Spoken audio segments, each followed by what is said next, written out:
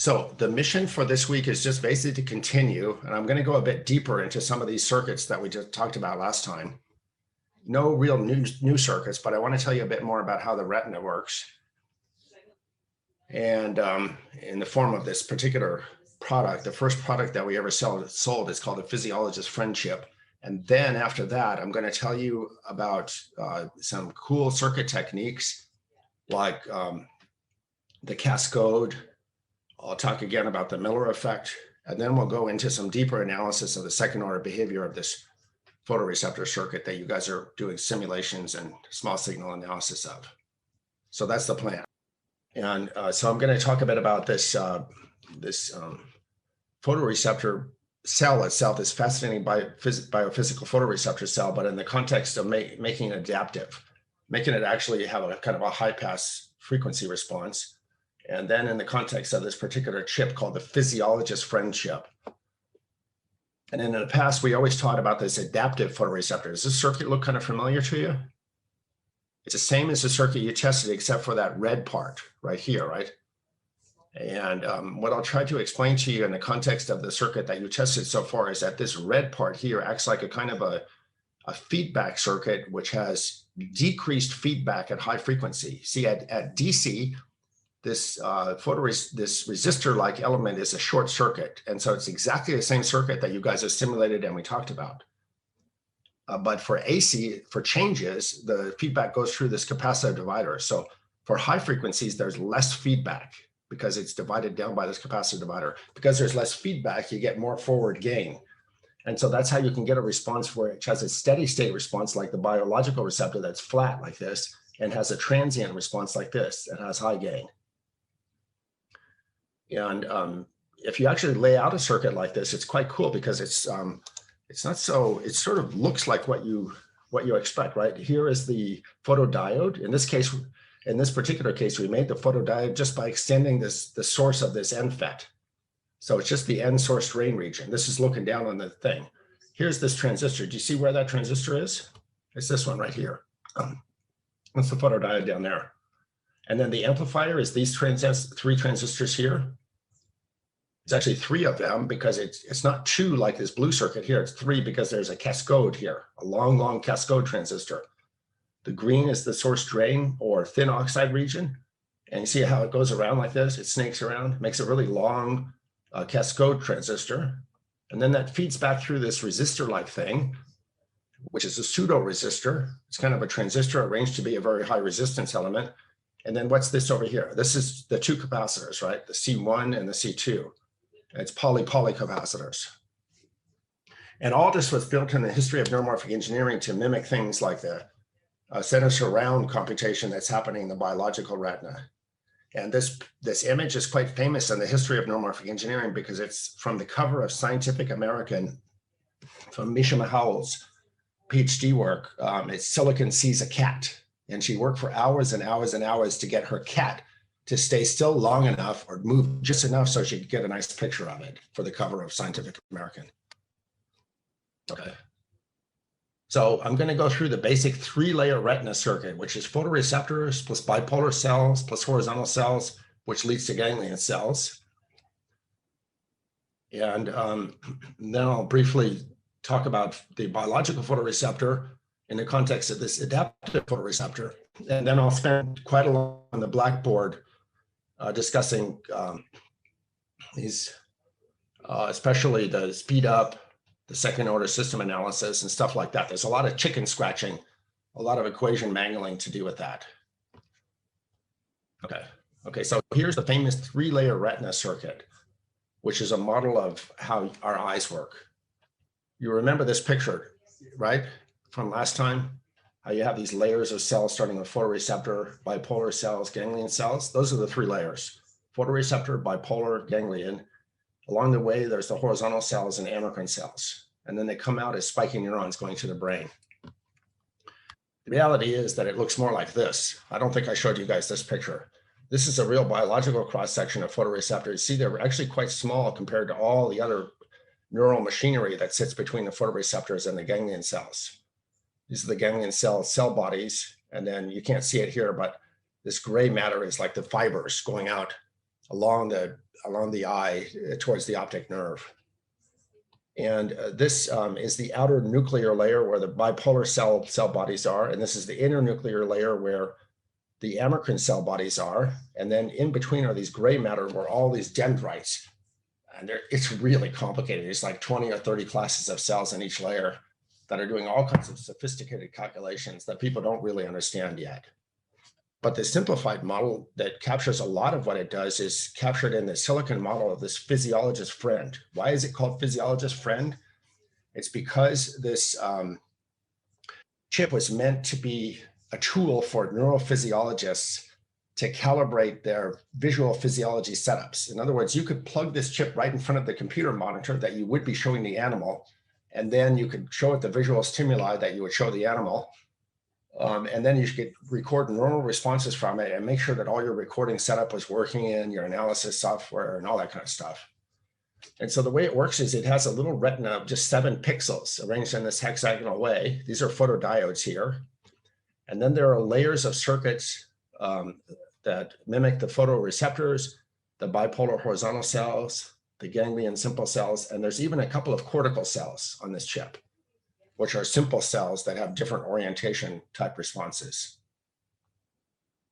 So they have receptive fields that are composed out of all 7 of these photodiodes.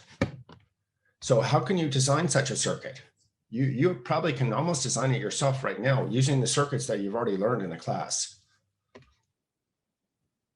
But let's just do a little thought experiment. If you wanted to do that 3-layer retina, perhaps you could wire it up like this. You take your photodiode, so you just do it as a line here to make it easier to draw it, right? This is actually done as a class chip project a long time ago in the class.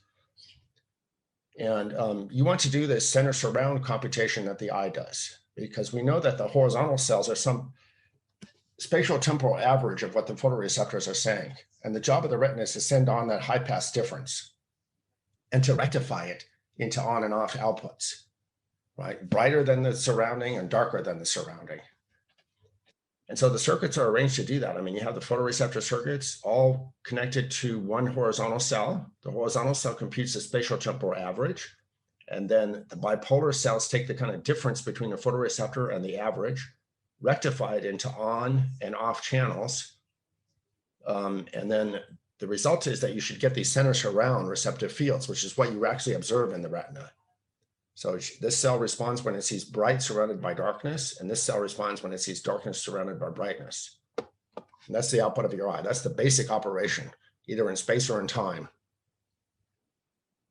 And so you can see what Carver liked to call the organizing principles of the nervous system there. So you use physics to compute averages over space and time, and that finds a kind of a context, a spatial temporal context. And a second organizing principle that's expressed here is to represent sign quantities by rectifying into separate channels that typically have low activity. In the nervous system, you don't want to represent 0 by spending a lot of energy, because there's a lot of zeros, a lot of sparseness. And so you should represent 0 by doing nothing, and then split the negative and positive into separate channels. It's sensible, right? It's very different than a binary representation where representing 0 is the same cost as representing every other number. And the other thing is, this is an implementation of something that computes locally in analog and transmit long distances using digital spikes, which is how your mammalian brains are built. Any brain that's bigger than a millimeter or so uses spikes to send signals long range. Okay, so the photoreceptors and then the horizontal cells. Let's look at this horizontal cell. These are really cool. We talked about the photoreceptors before, but let's look at the horizontal cells. So if you actually go into the retina and inject one of these horizontal cells that's sitting just below the photoreceptor, if you inject it with something that stains the cells black, and that goes to other connected cells that are connected by gap junctions. And a gap junction is a very special kind of synapse that's actually an electrical connection directly between 2 synapses, different than a chemical synapse. A chemical synapse is more like a transistor, right? The chemical is released by the synapse, and then it causes a conductance on the other side. A gap junction synapse is actually a little tiny pore that's connecting the 2 cells electrically to let ions through. So if you fill this cell here with a stain, it actually goes to the connected cells, and you see they're actually connected in a hexagonal lattice. And these are these horizontal cells that are laterally connected across the retina. And their purpose is really like a kind of a resistive sheet. They compute the average in a neighborhood of maybe 3 or 4 cells, the space constant. Like the exponential space constant is like a few cells. And why do they do that? Because it makes sense, right? If you can avoid sending gray, that's good because you save a lot of energy. Because most of the world is not changing. So how do you actually implement this horizontal cell using the circuits that you know about? How can you implement a kind of a very simple model of this averaging circuit? Well, you know about transconductance amplifiers, right? Okay, so what if we do this? We take the photoreceptors and we hook each of them up to a follower integrator, just like you guys did, and then we wire up all the follower integrator outputs together. And this is called a follower aggregator, and it averages the photoreceptor outputs to compute the average of the inputs. This average is the context, which is compared to the photoreceptor. Can you see why this computes the average of all these input voltages? It kind of makes sense, right? It's basically each one of these, the input current is the difference between this and this V average. And so if you just write down the expression for that, you'll see that V average must be the average of the photoreceptor inputs if it's linear. Do you want me to do that calculation for you? Or do you just kind of make sense?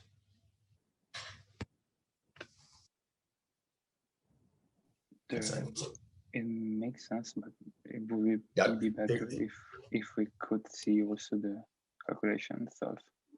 Okay, so let's just do it. Let's suppose that it's linear. I need to now I need to turn on this. I'll do it on this whiteboard, on the whiteboard. It's just easier to draw.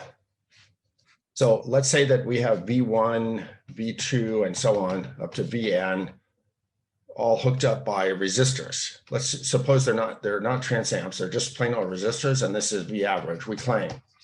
Let's see if that's true, okay? So what's the current flowing into each one? And the sum of the currents must be 0.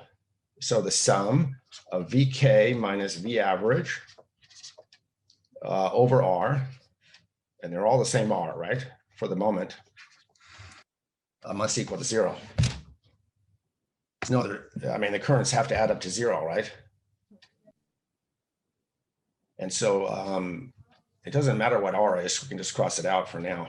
I mean, it just sets the time constant if there's some capacitance here, right? But in steady state. So the sum of Vk plus N V average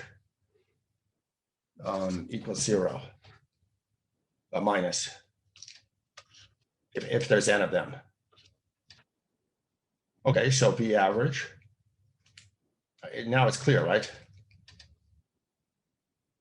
V average must be a sum of Vk over N.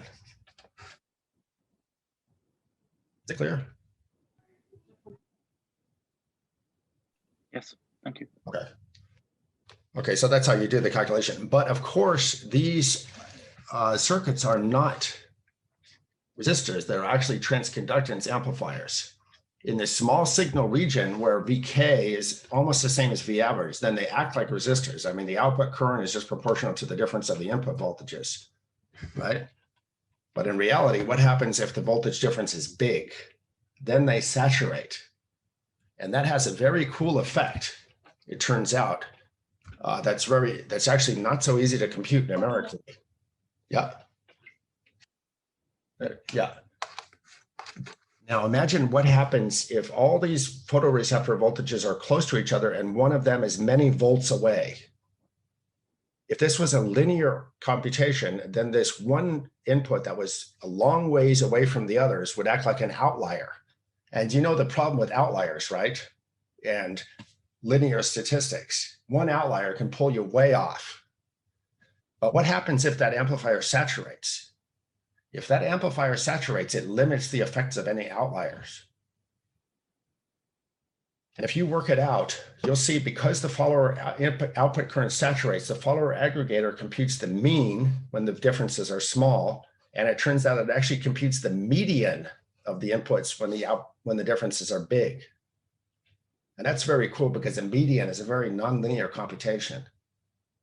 In other words, it computes kind of the middle value, right? If you work it out just by counting. Anyway, I thought that's kind of cool. So keep that in mind if you ever need an analog median computation. You just need a saturating amplifier. Okay, so that's the horizontal cell. That computes the average for you. And then what about this bipolar cell? We somehow have to take this difference between the photoreceptor and this average and rectify it into on and off parts. How do we do that? You guys already tested the circuit with your own hands that can do that. Do you know what it is? Is it the diff pair? If I take a diff pair, is that going to do the diff? Is that going to rectify it into on and off or not? The diff pair, if you take a diff pair, right, and hook it up so that one input to the diff pair is the photoreceptor and the other input is the bipolar cell, then you'll get two outputs, right? I'll just draw it here. Do you see the laser pointer? I'll attempt to annotate yes. here. Yeah, I'll attempt to annotate with this tool. Let me draw it in red here. I'm not sure if this is going to work. Yeah, okay. So if I take a diff pair with a current source on it and hook this up to the photoreceptor and hook this up to the horizontal cell, then is that going to give me an on and off difference that's zero when the difference is zero? No, it's not correct, right? Because a diff pair would do this. So be the on. This is not terrible drawing. I can't erase. Let me undo this. Maybe I can backspace here. I can't erase.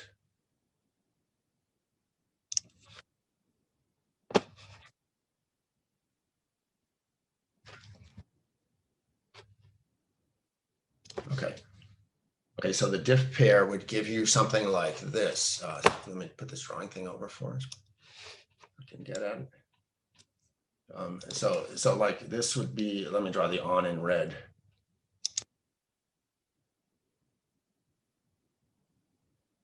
It's delta V here. This is I out. So that's one half, right? And the other half would be in green.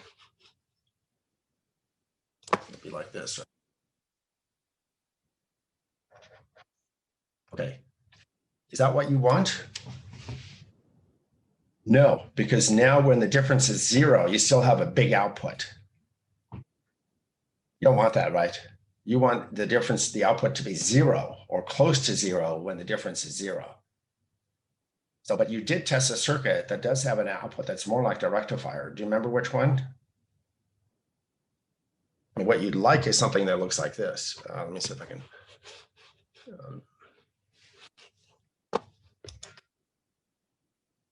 Stop this drawing.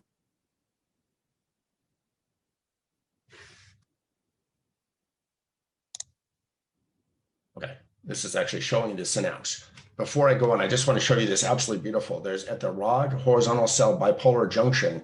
This is the photoreceptor cone pedicle, which is wrapped around the rod bipolar and the horizontal cells. They all come together in this thing called a triad synapse. It's actually a synaptic connection that's optimized for very low noise and differential computation. At this synapse itself, the synapse itself takes this kind of difference between a photoreceptor, the horizontal cell, and bipolar and rectifies it. And do you see these little circles here? Do you know what they are? They are the vesicles of the neurotransmitter. So each one of these little vesicles, which is like a little ball of lipid monolayer containing the neurotransmitter, they're clustered up right next to the so-called ribbon synapse. And do you know why they're clustered up there? That's so that when the voltage changes on the synapse, they can be released very reliably. almost like lining up at the supermarket queue at Migros.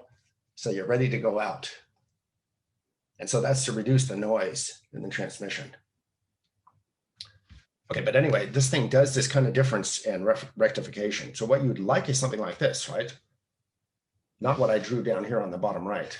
You'd like something that really rectifies. So when the input is positive, you get on, and when it's negative, you get off. A little bit like a ReLU, you know, in a DNN. So how do you do that with a circuit? Do you guys know? Somebody knows the circuit here, I'm sure, because you guys tested it. Wait, I don't think this is what we're looking for, but couldn't we use a winner-take-all circuit for this? Where's the differential input? I suppose you could, but then it has an extremely sharp response, right? If you use a winner-take-all, I mean, it would just shoot up like this. Okay, so you tested it, I think, when you did the static circuits. Didn't you test it? It has 3 outputs, or 4 out. It actually has 3 outputs. Right? This one. You guys remember testing this circuit? The bump circuit? Yes. Okay, so if you compare that, I'm going to erase this drawing here. That's stupid. Sorry, guys, I'm having trouble. With this annotation tool. Well, I had to locate it on my screen here. Where the hell is it? Oh, there it is. Okay. Clear it. Okay. Okay. Do you see the difference here? When the difference is 0, the output is low on and off, right? Because most of the current is flowing down the middle branch. But then when you get a negative or positive thing, you get the current going out the on or off output. Okay, so that's what you could use to rectify into on and off. And then finally, you've got to take those currents, those on and off currents, and make spikes out of them. You know how to do that, right? You just tested the neuron circuit, I think. Was it last week? So all you need to do is hook up a neuron. You don't need any of this fancy DPI, SIDABs, and all that kind of stuff. All you need is take that current and send it straight into a neuron, a spiking neuron. In fact, you don't even need a fancy neuron like this current feedback neuron. Just use an axon helix circuit. There's something that takes current and makes spikes. It's a little bit like the C2F circuit. So let me clear this drawing here. Go back to this. Yeah. So take that current from the on and off and feed it into this axon helix circuit. By the way, for the purpose of the exam, was everybody straight on how this axon helix circuit worked? Did Giacomo explain it? And can you explain it yourself? This is important because we often ask about this on the exam, how this particular simple neuron circuit works. Yeah, I think Giacomo went through it quite thoroughly. He went through it, yeah, but you should understand how it works and be able to explain it, right? You have a capacitive divider here on the feedback loop. What happens is this voltage here on this VMEM charges up until it reaches the threshold of this comparator. Once it reaches the threshold of the comparator, which is V out goes high. And when V out goes high, that couples back through the capacitive divider and it lifts up VMEM. And the amount it lifts up VMEM is VDD times the cap divider ratio. So this input capacitor is charged up instantly, just following because the capacitor, right, it's instantaneous, charges up. And then this picture is not correct here, right? Because actually what happens is then the neuron starts discharging. V out is high, so this transistor turns on. You have some V pulse width control down here that limits the current. Then VMEM goes down until it reaches the threshold again. This picture is actually not correct. When VMEM reaches the threshold again, it goes low. Suddenly, the input to this comparator crosses the threshold. Now V out goes low. It charges down by VDD times the cap divider ratio, and then it has to charge back up again. And so, the neuron circuit is incredibly simple. I mean, it has a drawback that if this is a real inverter here, it burns a lot of power as you're crossing the threshold. So you have to use static inverters there, not the traditional inverter. Instead of using the inverter that looks like a digital inverter. Do you guys see the problem? So if you use a traditional digital inverter that looks like this,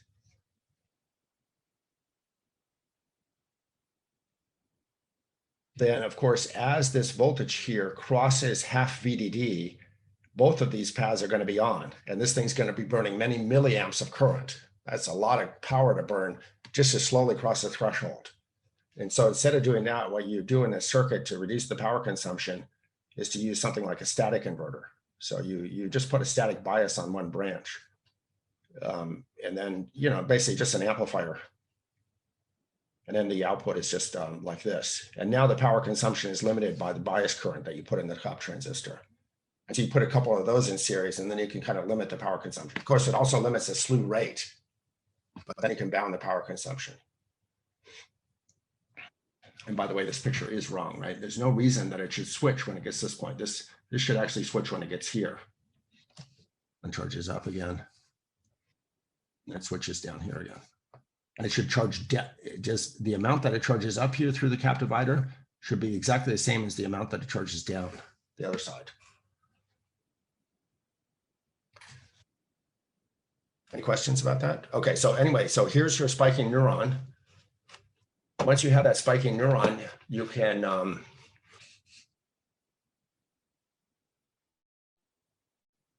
you have the whole circuit, and here's what it looks like.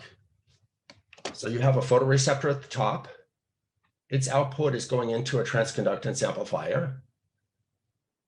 And that forms a horizontal cell, right? Because now you just wire together all these transconductance amplifiers. You put a capacitor there to give it a time constant, make it lag behind.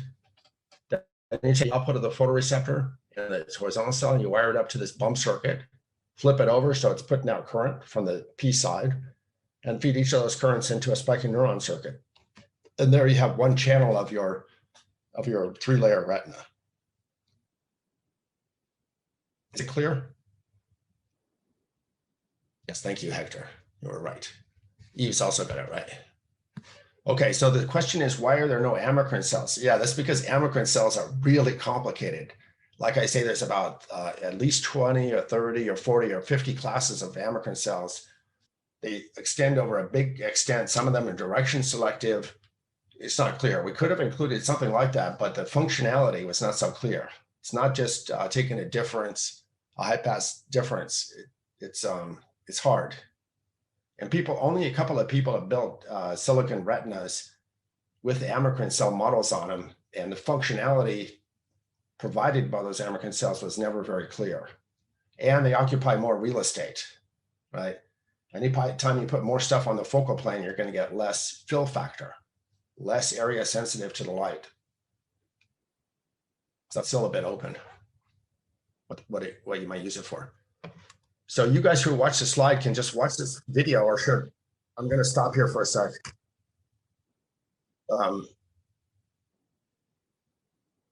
I have to share the screen with the sound. Actually, I think I will play it because the demo is kind of cool. You can see what I looked like about 15 years ago too. To share the screen with the sound.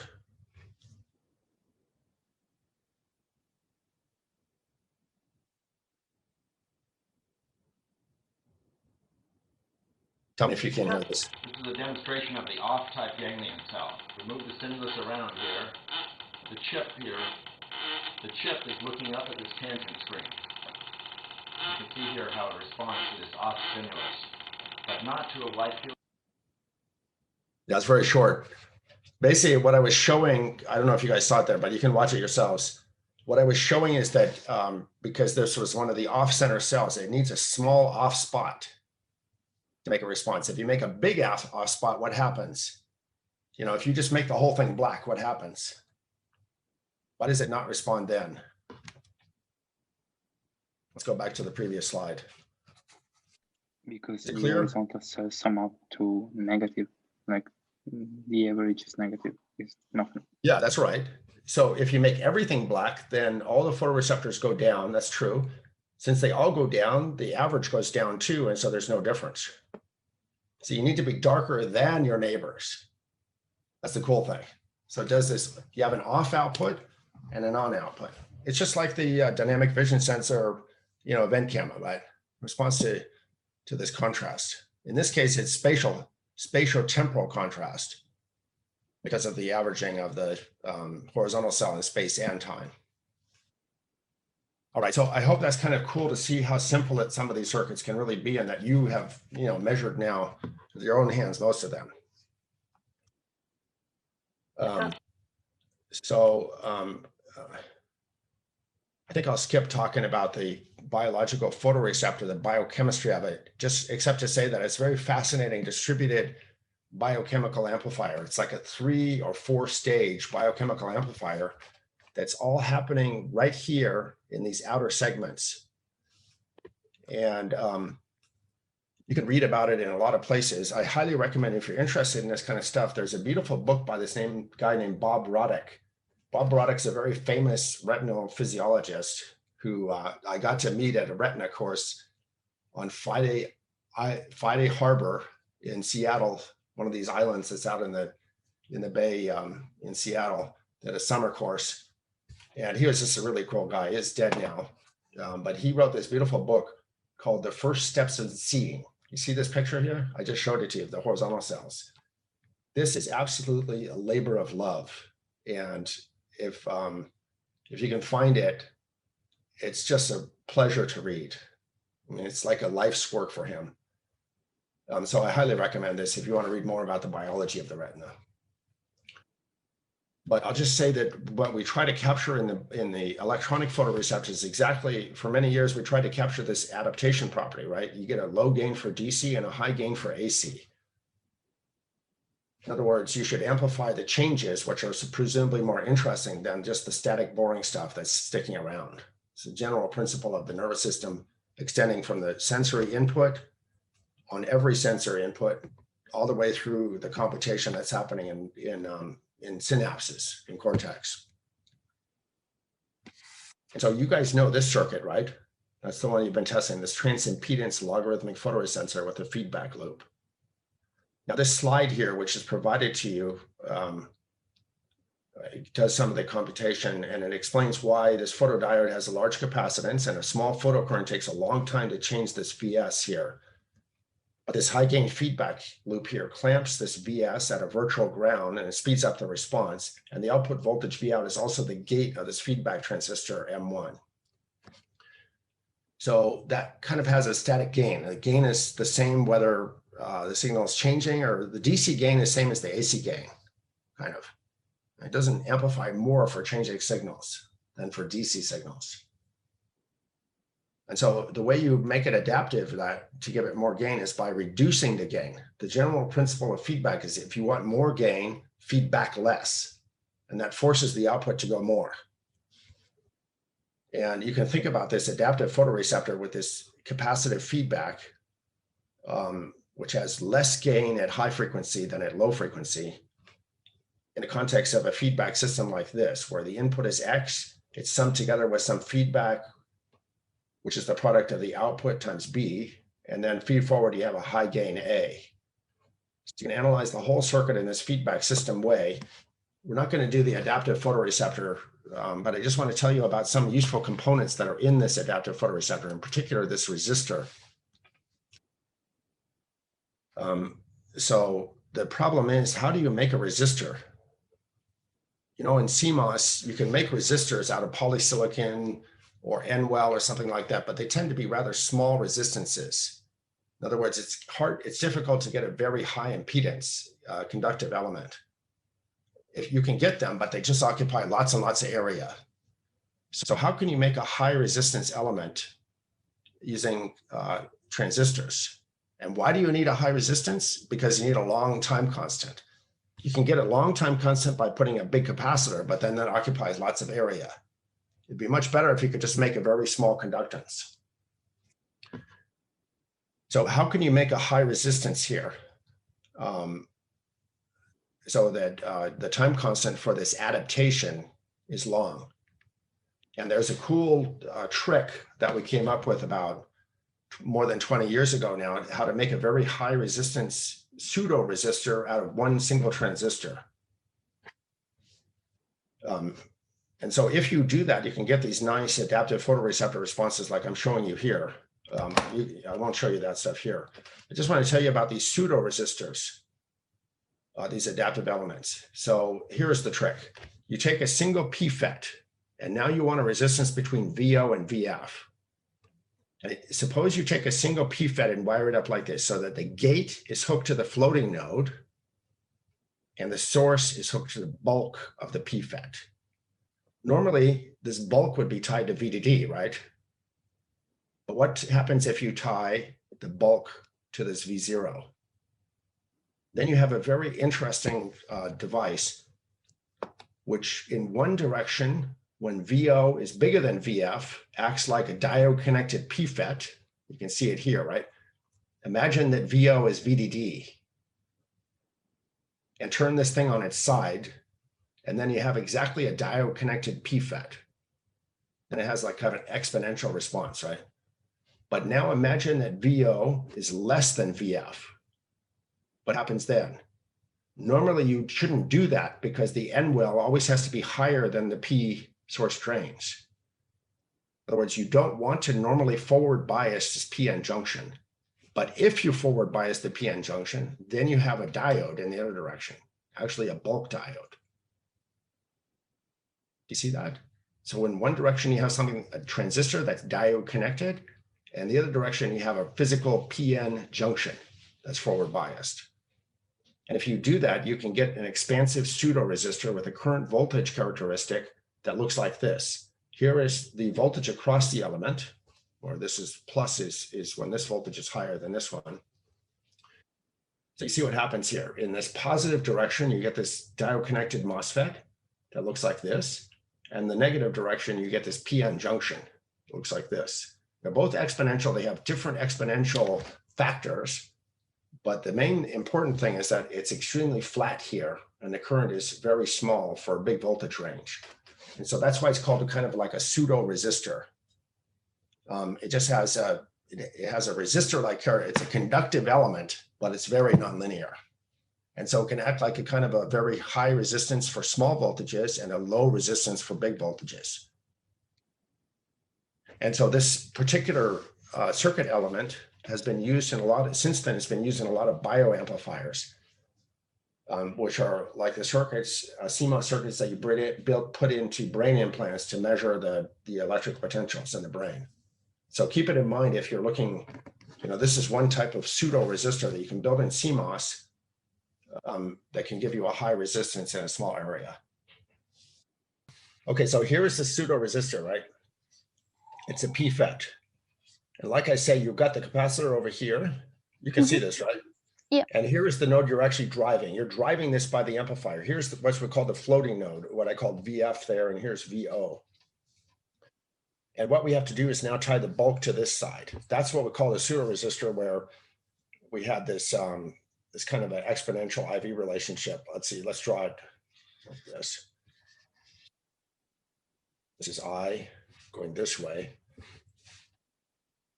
versus VO minus VF.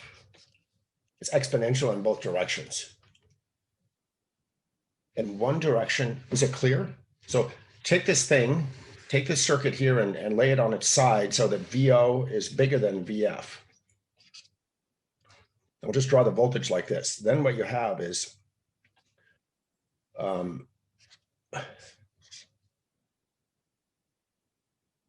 now it's clear it's like a diode connected PFET, right?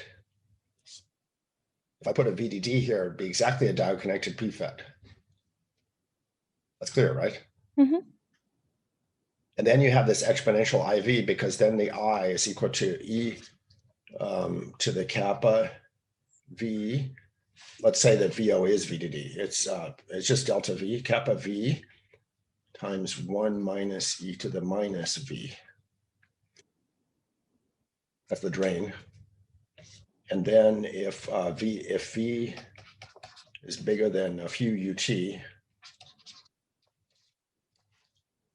I equals E to the kappa V. I mean, I'm using dimensionless units. Because E to the minus V goes to 0. Right? If V equals 0, then the current is 0. I mean, that's clear, right? Because the drain source voltage is 0. But as soon as V gets more than a few UT, the transistor saturates and it just gets dominated by this gate source voltage. That becomes e to the capital V. That's a diode. That's the equation of a diode when forward bias. So that's when VO is bigger than VF. But now when VF is bigger than VO, you can't draw a transistor anymore. Instead, you think about this, the fact that this is a P to N junction here. Yeah, that's right. It's a P to N because this is N well. You actually have that junction there. And now you have this diode like this, like a physical PN junction. And so in the other direction, when VF is bigger than VO, you actually literally have a PN junction, which is the source to well junction. This is the source, and this is the N well.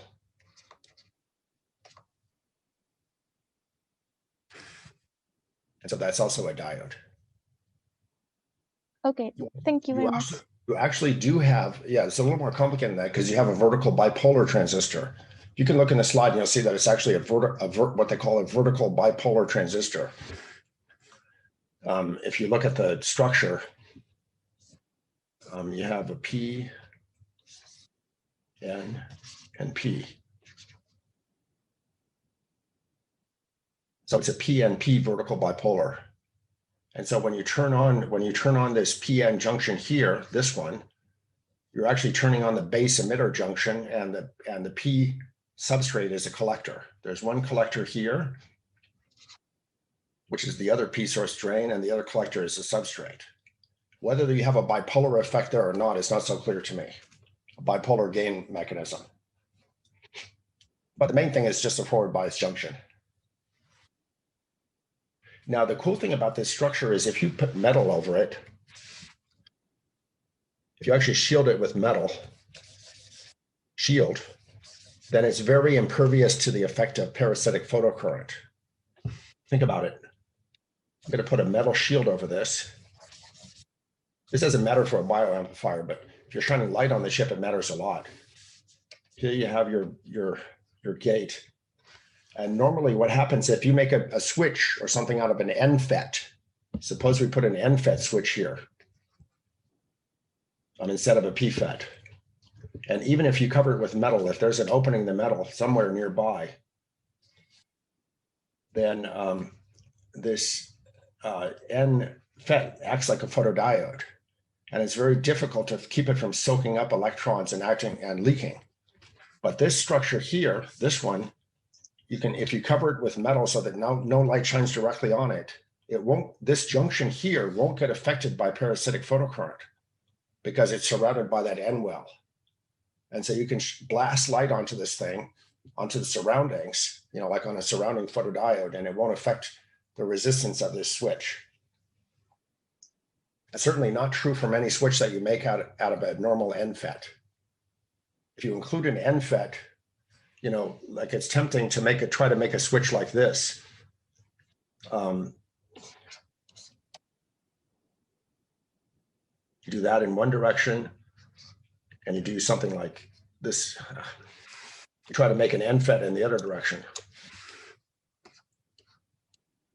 Right? Something like that. That doesn't work at all, at least for a photo circuit, because now when you shine light on this thing, it'll completely screw up this device here. It'll leak like crazy.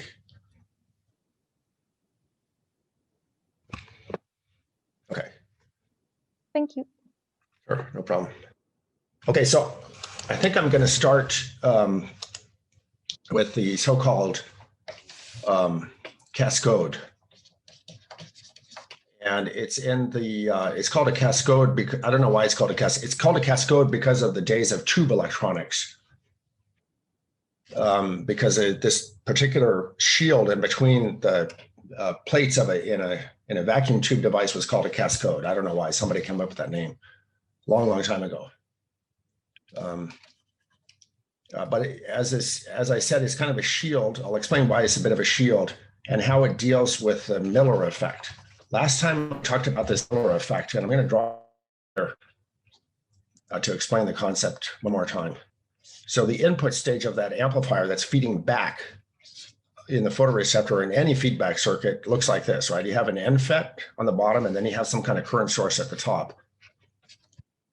And I explained the Miller effect was this parasitic capacitor that was sitting right here between the drain of this transistor. And the problem with this Miller cap, the CM, is that it's amplified by the gain of this amplifier, which has a gain of, say, -A. So the effect of the CM is actually not CM with respect to the input node, which has to charge up this V1 here. It has to charge up not only the gate capacitance, which is to ground, but it has to charge up CM times A capacitance to the output. Because when this voltage goes down a little bit, the output voltage goes up A times as much. And so the effect is that voltage across the capacitor changes A times more than it did before. And so for the input node to charge V1 to a particular voltage, it has to supply that much more charge. So is that clear?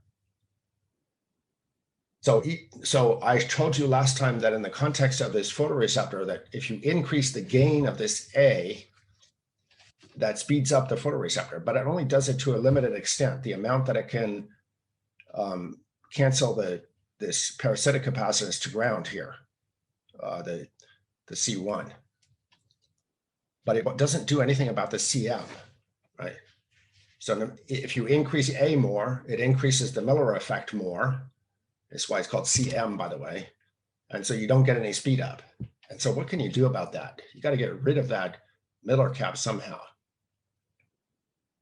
And also it's beneficial to have lots of gain, but you have a basic trade-off between gain, high output resistance, and high transconductance, because you can get high output resistance by making M1 long.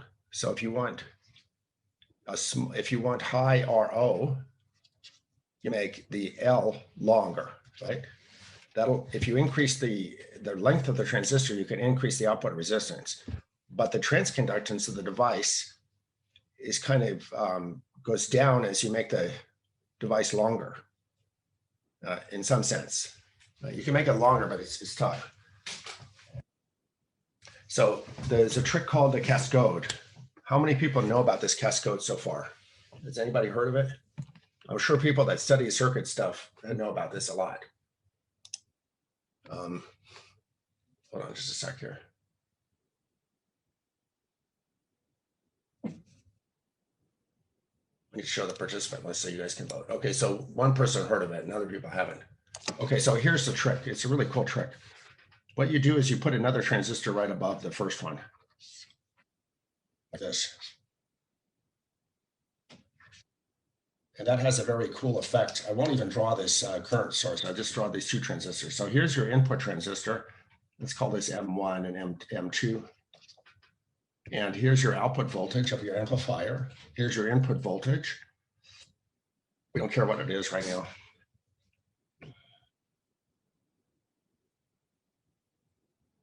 Well, let's make this V1.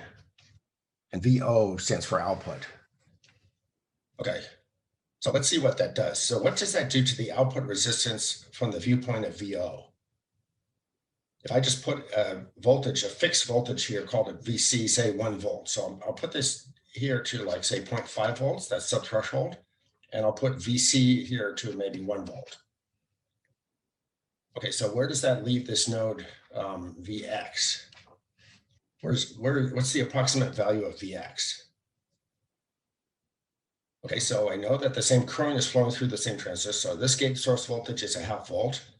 And so since the same current is flowing through the top one, this voltage must be 0.5 volt. So Vx must be about 0.5 volt. That's enough to keep M1 in saturation. As long as M1 is in saturation, it's going to have a high drain resistance. So what's the drain resistance looking into VO compared to the original drain resistance looking into M1 on the left circuit? Is it doubled or more? What do you think? Multiplied by the GM of the cascode transistor. I couldn't understand the words. So it gets amplified by the transconductance of the cascode. Exactly. That's exactly the point. This is a very cool trick because this top transistor here kind of shields it like a waterfall. It kind of shields the drain of the bottom transistor. It increases the apparent drain resistance looking into VO by the gain, the intrinsic voltage gain of the top transistor. And I'm going to calculate that for you now so you can see the calculation one time. But the intuition that it kind of shields it. And so now the drain of this bottom transistor moves a lot less than it did before. And that increases, since it moves a lot less when you move VO, it increases the apparent drain resistance by a huge factor, say a factor of 100, quite easily. So let's do the calculation. So what we want is, I'll just do it in white here. So let's say that I is a small signal current, right? So we want I to calculate I. What's the small signal current I? That's the change in the current I. That's equal to GO times VO. GO is what we want to calculate. That's the apparent output resistance. But it's also equal to the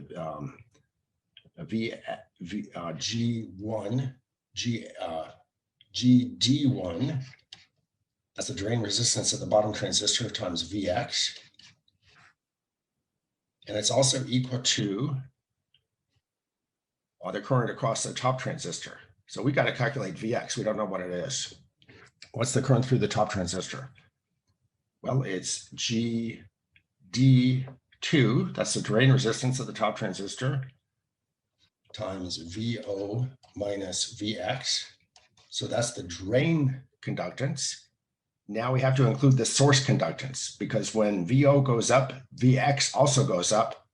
And since Vx goes up, it decreases the current in the top transistor. That's the magic recipe. So you have to subtract GS2, the top transistor, times Vx. Is that clear? Maybe I'm a bit confused with this because if we set the current from the top and we set the gate of the cascode transistor, the Vx should be sort of clamped to a certain value, right? We're not really setting the current. We're asking if we change VO, how much does I change? And so what we're saying by definition, it's equal to GO, which is the GO that we want, times VO. So GO is what we're trying to calculate. And then we say that change in the current is equal to the change in the bottom current, and it's also equal to the change in the top current.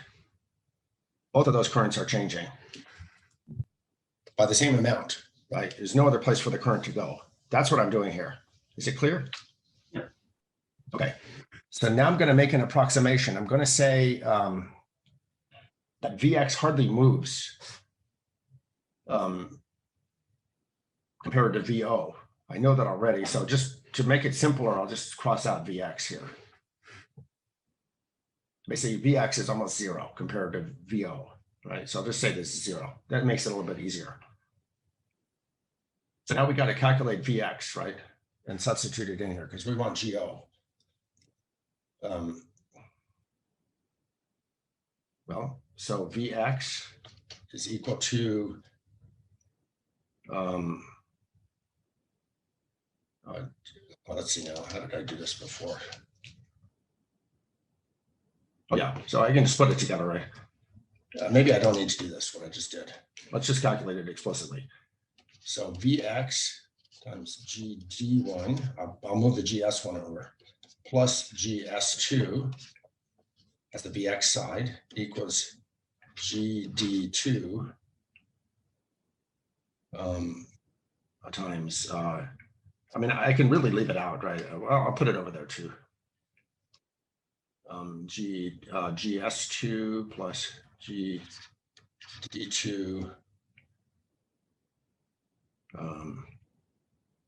equals VO GD2. Okay, so now, is that correct? I moved all the VX terms over to the left. That's correct. Okay. Okay, so now I know that the drain conductance is going to be much less than the source conductance. So I'm basically just going to cross out these guys. Okay, so Vx equals VO D2 over GS2.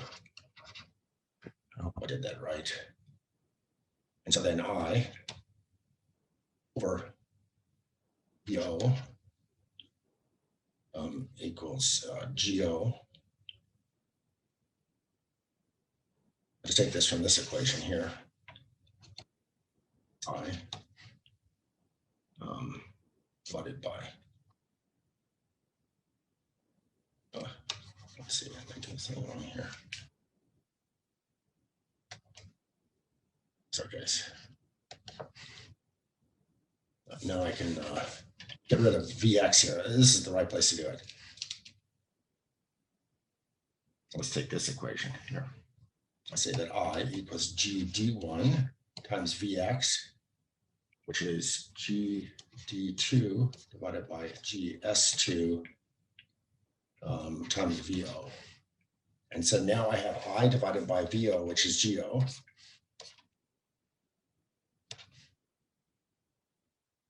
Equals this expression on the right here. Okay, this is all kind of abstract here, right? But do you see how it's the product of GD1 times the ratio, or it's actually divided by GS2 divided by GD2? What's that? Isn't that just the intrinsic voltage gain? It's the ratio of the source conductance to the drain conductance. So let's be explicit here. Let's do it in subthreshold. It's GD1 divided by GS2 divided by GD2. And if we do it in subthreshold, I'll just leave the GD1 as it is. What's the ratio of source conductance to drain conductance in subthreshold? Well, remember, it's just the ratio of the early voltage to the thermal voltage, right? Isn't it?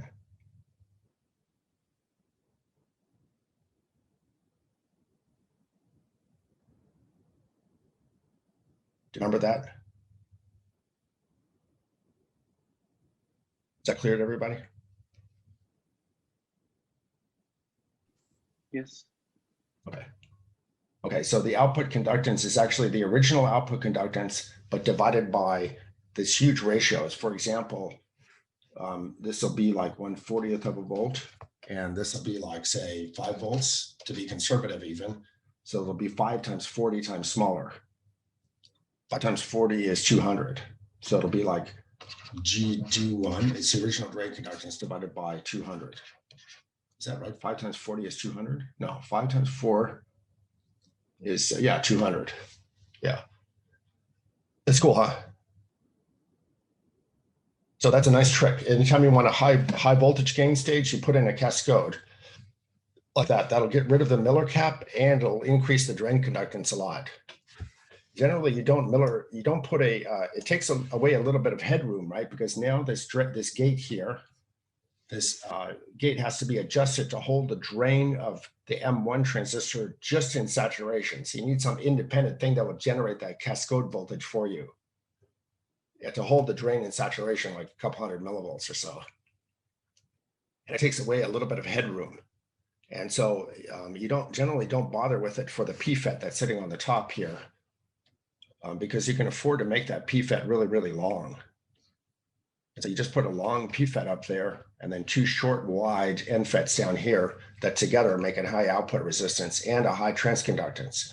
So if you make them wide and short, they can have a big W over L and you can get a big transconductance for the same current. I mean, when you go above threshold. In subthreshold, the transconductance only depends on the current, but you can afford to make them wide so that they stay in subthreshold longer. Yeah, bigger current. And so this is a nice sweet spot, right? This is a really nice this whole circuit here is just a really nice amplifier stage in subthreshold because of this combination of effects. We use it all over the place. Okay, so that's the first thing I wanted to tell you about. Now I want to go back to this feedback photoreceptor circuit and do some small signal analysis, continue where we were before. So let's draw that circuit again quickly.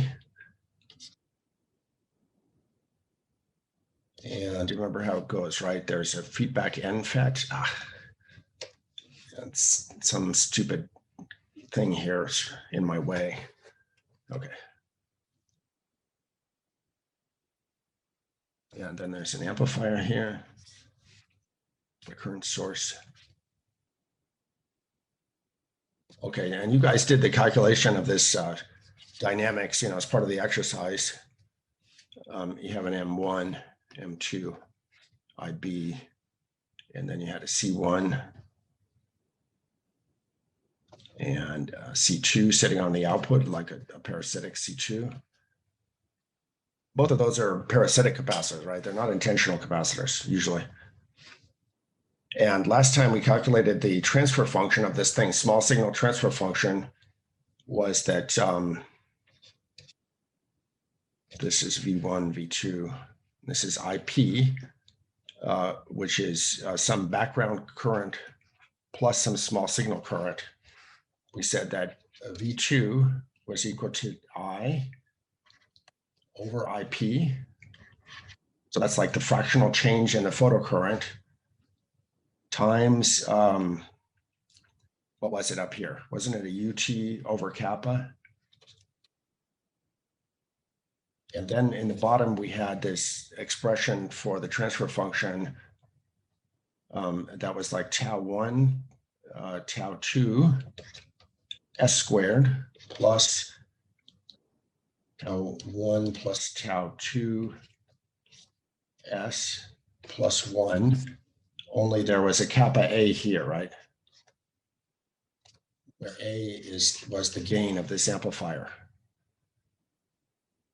The gain here is minus A, which is it's the early voltage of M2 over the yeah, so it was something like that. Does this look familiar from last time? Do you remember how we calculated that transfer function? We basically just wrote down the small signal equations and then solved for the V2 as a function of the small signal input current. And what is tau1 and tau2? Tau1 is the time constant of the input node, which is C1 over the conductance of the input node, which is equal to C1 divided by the conductance looking into M1, right? That's the dominant conductance there. There's no other conductance. You don't care about the conductance looking into the photodiode because it's a really small conductance. It acts like a constant current. So the C1 was, what was the conductance looking into the source of M1? Somebody can tell me that in subthreshold. Right, in subthreshold, conductance is the current divided by the thermal voltage. So this is the photocurrent over the thermal voltage. So that's the input time constant. And then there's an output time constant too, which is the conductance, the time constant on the V2 node. And tau2 was C2 divided by what? G out. It's the output conductance of this amplifier. G out 2, which was C2,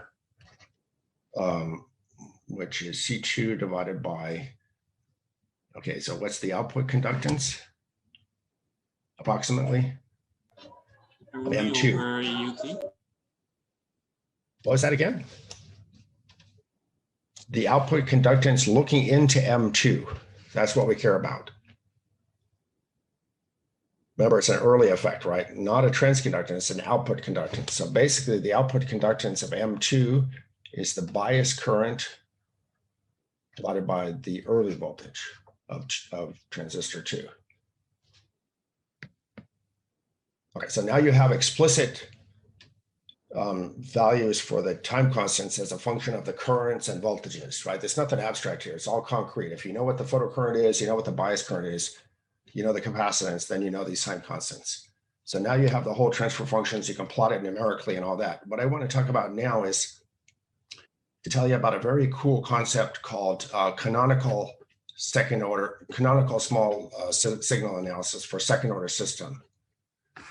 And I'm going to do that on another slide.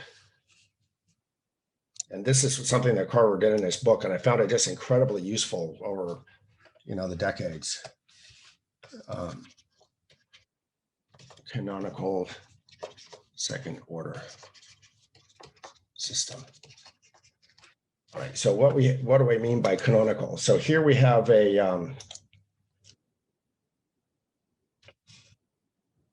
I hope it saved the whiteboard. Yeah. So here we have a second order system. It's a transfer function that has in the denominator an s squared, an s, and a constant. That's why it's second order, right? It's like two time constants. That's why you get the s squared.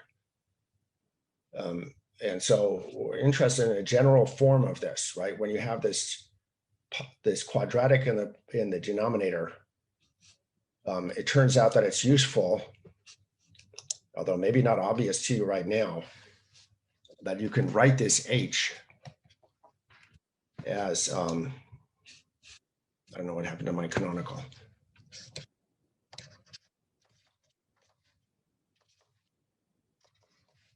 You can write this h as 1 over, I'm going to just abstract it now. It's tau squared s squared. It's a different tau now.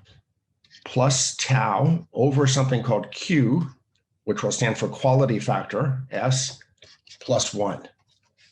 So that's a very general form that you can put any quadratic into, right? You just have to call the factor in front of the s squared tau squared and call the factor in front of s tau over q, and then you can calculate tau and q, okay? In particular, for our circuit, here we have tau squared equals tau 1, tau 2 over kappa A, right? I think that's how it came out. And tau over Q was equal to tau 1 plus tau 2 over kappa A, something like that. Okay, now why am I showing you this? This is quite abstract right now. The reason is I want you to think about this expression on the left here in terms of this Q. So tau is going to be somehow a time, right? Because it's multiplied by the frequency. So time times frequency is dimensionless on the left here. So tau is some kind of generic time constant. Q is some measure of how important this middle term is. So what happens if Q is really, really big? Okay, if Q to infinity, then what you'll have on the bottom is that tau squared, if you want to find the poles, the roots of this bottom thing, then tau squared s squared plus 1 equals 0. Okay, so what s can solve that? In other words, what s can make that true, that tau squared s squared plus 1 equals 0? I mean, a positive thing plus positive thing equals 0, right? So the first thing must be negative. How can you get a negative number at the first term? S has to be imaginary, right? Has to be a complex imaginary number. So S in this form, S must be plus or minus J over tau. If Q gets really, really big, it just describes something where the solutions are just on the imaginary axis. I'm going to draw that over here on the S plane, where this is the imaginary, this is the real. So if Q gets really, really big, then the solutions are going to be appearing like right around here, very close to the imaginary axis. All right, it's Q approaching infinity. Okay, now the solution for Q approaching 0 is a little bit hard to understand, but what if, I'm just going to take the limits here. What if Q is equal to 1/2? Okay, so then on the bottom, we have this expression, tau squared s squared plus 2 tau plus 1 equals 0. What's the solution to that? What s, 2 tau s plus 1? What's this, what s solves that? This is kind of cool, actually. Q equals 1/2. Then you'll notice that this is a perfect square, right? This is tau s plus 1 squared equals 0. So now what s solves that? S equals minus 1 over tau, right? S equals minus 1 over tau. So when Q approaches 1/2, and you'll see that as Q gets smaller and smaller, this typically will trace out a curve like this. So trace out a curve like this. Why can't I draw here? For some reason I can't draw on top of that symbol. As Q approaches 1/2, these poles start to approach the real axis, and they approach minus 1/2. They approach minus 1 over tau. And this is j over minus j over tau.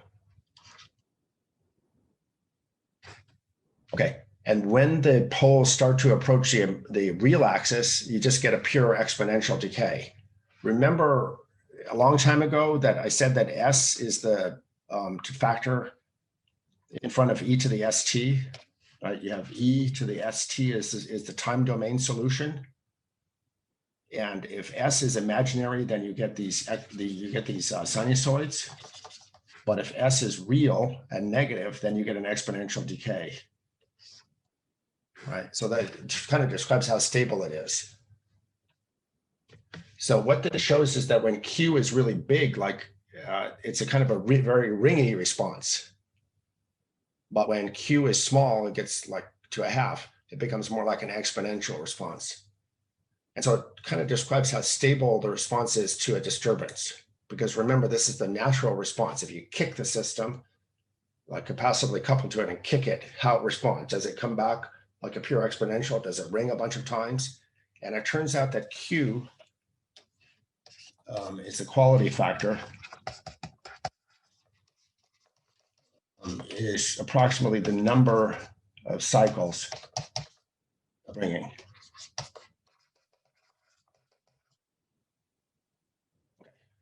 So if you can extract Q from your transfer function, then you can basically say how stable the system is. Right? Is it going to ring, or is it just going to like nicely approach the final value? All right, so now we can take the actual photoreceptor transfer function and figure out what tau and Q are from it in terms of tau1, tau2, and A and all that kind of stuff. And we can make some interesting observations from that. But first, before I go on with that, it's quite a bit of algebra to figure that out.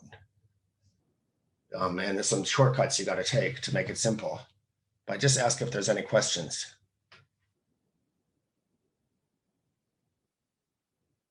Okay, so might sound a bit silly, but what do we mean by ringing?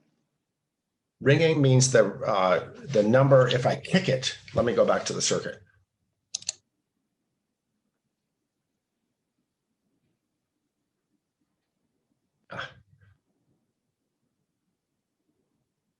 What the hell does this mean? This Microsoft whiteboard is pretty nice, especially with a pressure tablet, but it's kind of buggy with the network. You're supposed to be able to share these whiteboards with other people and scribble at the same time, only it doesn't actually work, unless you have a real Microsoft account on some business plan. But it's all right for drawing on. Yeah, so it just means that if I were to couple into this circuit at this point with a square wave, and then I look at the output here, does it respond? Does it come back like this, nice and exponential? Or does it come back with, in case of a high Q, instead of coming back like that, it would go back like this? Okay. Right, be unstable, be marginally unstable. It kind of represents the unstableness of this second order system. So Q is like, think of it like a clock or a pendulum. You know, you want a high Q. If you have a crystal with a very high Q, like a crystal oscillator, that means it's a high quality crystal. Just keep like it's like a high quality bell. Keep ringing for a long time. Usually you may want that if you have an oscillator. You may not want a high Q if you really want to guarantee stability. Okay. Thank you. Okay. So what I'm saying is that you can now take any system and look at it in terms of this canonical second order system. And if you can figure out what the tau is and the Q is from your expression, then you get a good intuition about the dynamics and stability of this system. And I'm going to do that now for this photoreceptor circuit, and you're probably in your future career as an electrical engineer, you'll do it for something else like some audio bandpass filter or something like that. All right, so let's actually do that. That's a little bit complicated because of the algebra. I hope I got all the actual equations correct.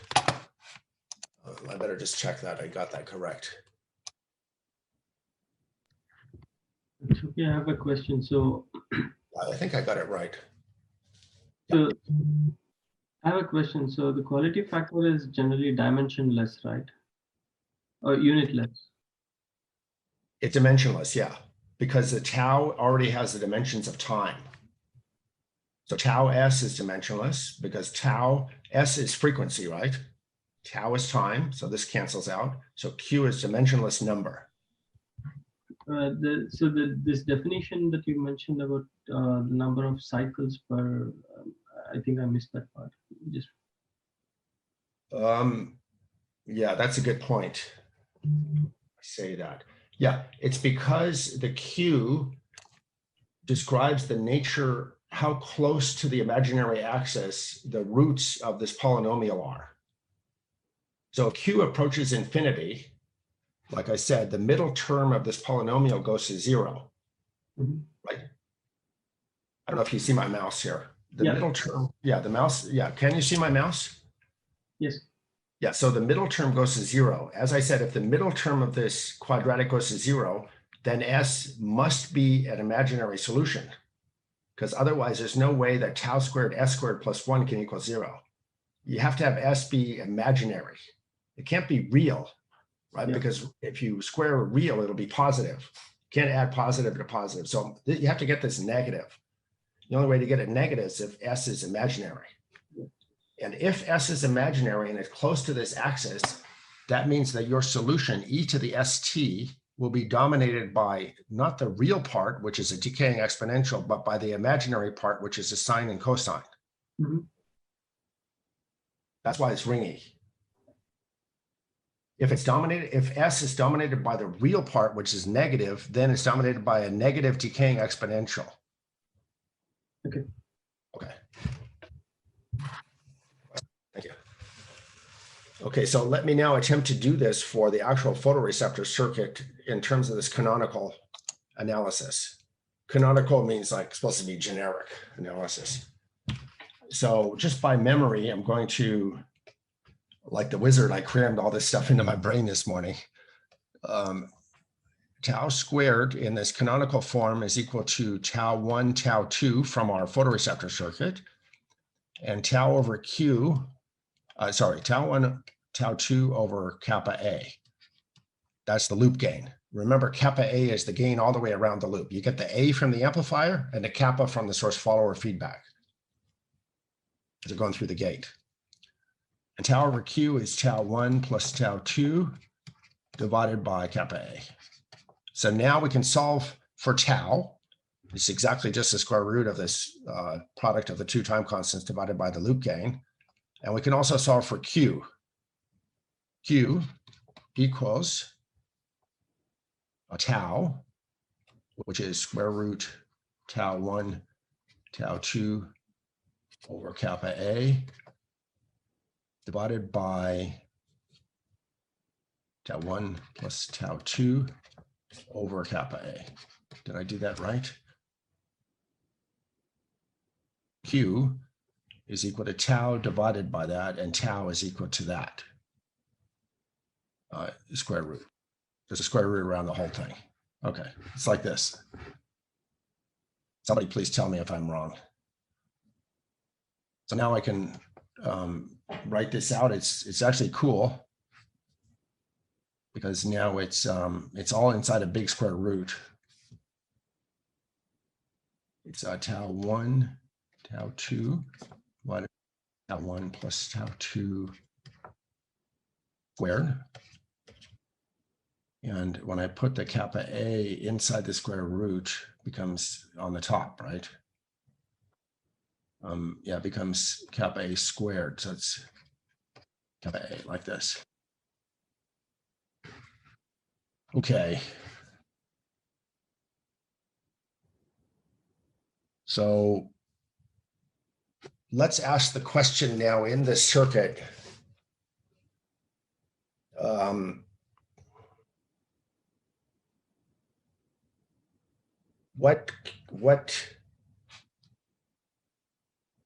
So this is the only question I'm going to ask here. In this circuit,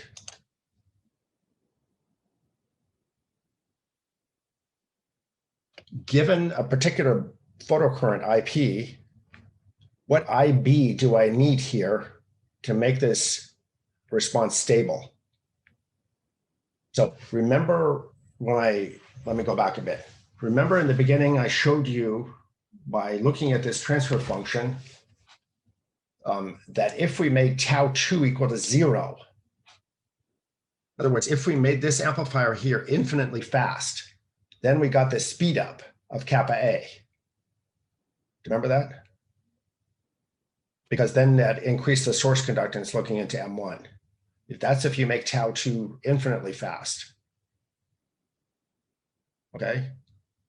So the question is how fast do you actually have to make tau 2 in order that you get this ideal response, that it really has that effect? Because you don't want to burn infinite current in IB, right? So you can answer the question now by asking what IB needs to be. In other words, what does tau 2 need to be to get Q equals 1/2?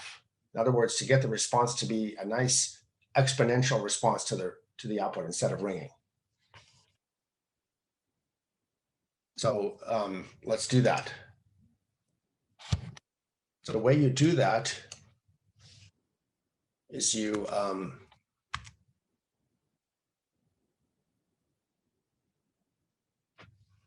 want to ask the question now, we want this to be a half, right? This is probably a bit abstract for you guys, but anyway, so let's say 1/2 equals this thing here. So that means 1/4 equals tau 1, tau 2 over tau 1 plus tau 2 times kappa A. Okay, now I'm going to make an approximation, and this is the trick to make it solvable easily, is just to say that I already know that tau 2 is going to be much less than tau 2 is going to be much, much less than tau 1 for this to be true. I know I have to make the amplifier fast, right? So I could just cancel this here, this part. And then that allows me to cancel out tau 1 as well, because now it just cancels. So now I know that tau 2 was equal to 1/4 kappa A. So in other words, the time constant of the output node has to be faster than the time constant of the input node by at least the loop gain, 4 times the loop gain. So it has to be really fast. Like suppose the loop gain is 100 going around. That means the amplifier has to be 400 times faster than the input time constant. That's a lot faster, right? And the higher you make the gain of the amplifier, the more it has to be faster. So that's one interesting thing you can observe. And if you do that, though, you should get a stable response to the final value. No ringing. Excuse me, wasn't the denominator squared? Like tau 1 plus tau 2 squared? Oh, you're right. Thank you. Thank you for catching that. I knew there was something funny about my solution. Okay, so this is actually squared, right? But we can still cancel tau 2, right? Oh yeah, you're right. The dimensions, the units don't even work out. Thank you. Okay, so it's actually turns out to be, let me rewrite it here. Yeah, thank you for catching that. By the way, if you notice on the uploaded video last week, I made a couple of mistakes, but I put in some little cartoon bullets to show that I had made those mistakes into the final video. Okay, so it's actually squared, right? Okay, so let's say the tau 2 is much less than tau 1, so we can cancel that out. And now we have a 1 over tau 1 here.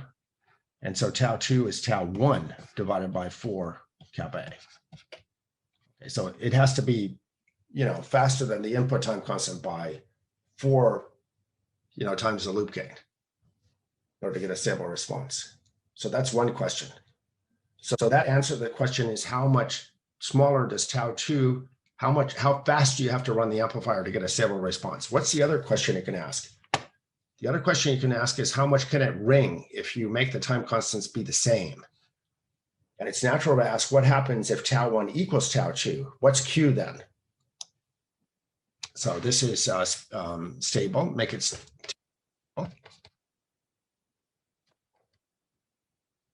And by the way, this tau 1 changes. As you change the photocurrent, tau 1 changes proportional. I mean, this tau 1 is proportional to 1 over the photocurrent, right? So the brighter you make the light, the more current, ideally, you have to run in that amplifier to make sure it's stable. Okay. What's the maximum Q? That's the other thing I'm going to try to answer. What's the maximum Q value? Well, Q is equal to this expression on the top right here, right? So I'll just tell you that the maximum Q is when tau 1 is equal to tau 2. You can get it by differentiating the thing and setting it to 0. But I'm pretty sure it's when tau 1 equals tau 2. And then what you find out is that Q is true, that when tau 1 equals tau 2, and when that's true, then Q is equal to what? It's just tau squared. Basically, it's tau squared divided by 2 tau times kappa A square root. Okay, it's equal to tau times the square root of the loop gain over A over 2. Okay, so let's just call this tau 1. Okay, so when you make the time constants on those two nodes the same, then you get a Q, which is proportional to the square root of the loop gain. Like if the loop gain is 100, then the Q would be 10. So it should ring roughly 10 cycles. Is that clear? Professor, if the taus are the same, the denominator then is 4 tau squared, not 2 taus. You get a tau squared on the top and a 2 tau on the bottom. But to the power of 2. So 4 Did I make a tau mistake? squared. Oh yeah, did I make him? No, this can't be correct, man. It must be dimensionless. And that's why it's it's squared. Yeah, it's squared. Yeah, thanks. Oh, stupid. Okay, it cancels out. It's not it's 4. It's 4 tau squared. Is that correct? Did I get that right now? Yes. Okay, so it's root, yeah, it's approximately. Anyway, it'll ring roughly the square root of loop gain cycles. So what I suggest you do in your exercise is to try to get that condition and see if it's really true in the transient simulation. So all this is just to give you some experience with this kind of second order analysis. If you have one of these transfer functions where you have a quadratic in the bottom of any form, you can always look at it like one of these canonical second order systems and think about the relative values in front of the S squared and the S. And you can think about it in terms of this Q kind of analysis and this tau. And it's really helpful to get insight on this kind of second order systems. And so now you have this notebook.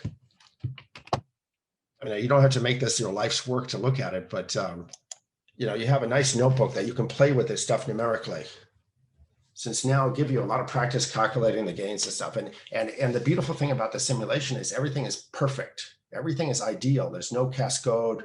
There's no Miller effect. So when you put in an early voltage for the M1 transistor, you really get a voltage gain in the simulation, which is exactly the early voltage divided by the kappa times the thermal voltage. And so you should be able to see this kind of stuff quite easily. In reality, you're going to get some parasitics and stuff that kind of muddy the picture. So is this mystifying? Some people are completely mystified by this analysis. I could tell by your expressions here. But I think it's worthwhile if you're ever going to do some second order stuff. I found it like I've used this over and over and over again whenever I've analyzed different kinds of circuits over the years. I know it's not the conventional way to look at amplifiers where you do a Bode plot and you see when the phase gets to 180 and you make sure that the gain is less than 1 at that point. I never found that kind of analysis very useful. Although maybe the amplifier guys are smarter than me. I always like this better.